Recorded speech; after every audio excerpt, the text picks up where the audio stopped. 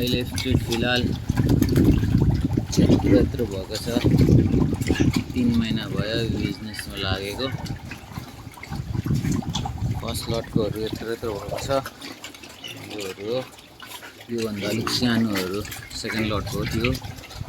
त्यो थर्ड लटको, यो सानो बच्चाहरू चाहिँ फोर्थ लटको। गाइस उतापट्टिको चाहिँ हाम्रो यो ब्ल्याक उयो भएको चाहिँ हाम्रो मेल हो।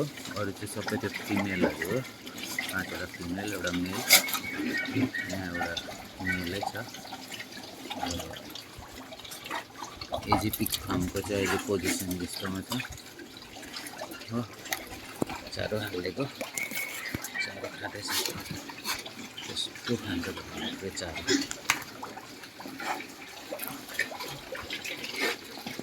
कस्तो डरलाग्दो खान्छ।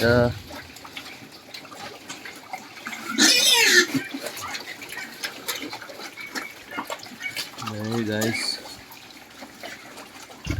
फेरि आउँछ अपडेटहरू। अब हाम्रो सेप्टेम्बर अक्टोबर दिनको चाहिँ कतिवटा हामी जान्छौँ पनि होला सेलमा। हाम्रो फर्स्ट लटकोहरू ठुल्ठुलोहरू। ओके गाइस, एजी पिग फार्म।